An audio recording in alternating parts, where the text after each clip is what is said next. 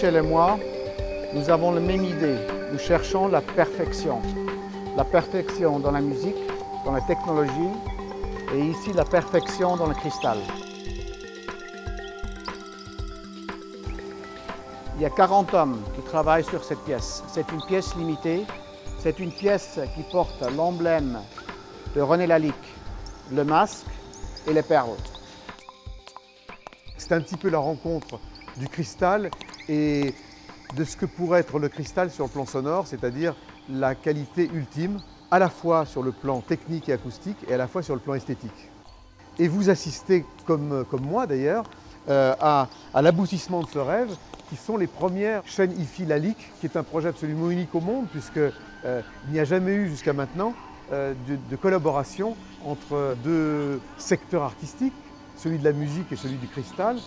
Mais au fond, en tant que musicien, j'ai toujours cherché l'idée du son le plus pur, c'est-à-dire au fond, le crystal sound, comme on pourrait le dire en anglais.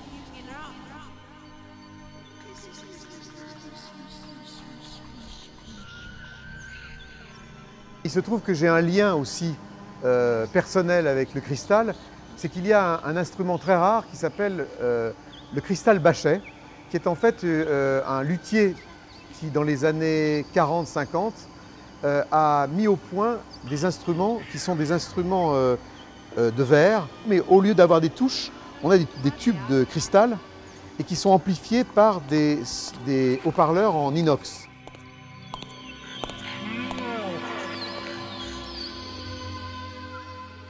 Et je dirais que tout ça, c'est aussi lié au fond à l'idée de la perfection musicale et le sens de la perfection française. C'est des instruments uniques. Et on se retrouve exactement dans cette situation-là avec ce projet.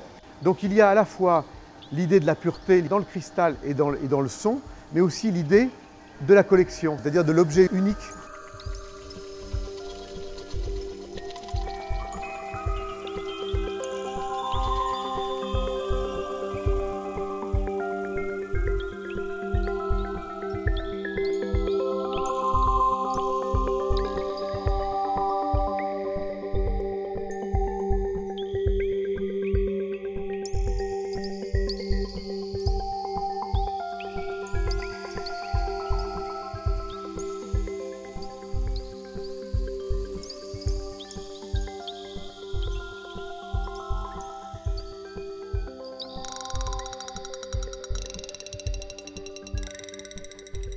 Vous venez de découvrir ici l'Aerosystem One par Lalique.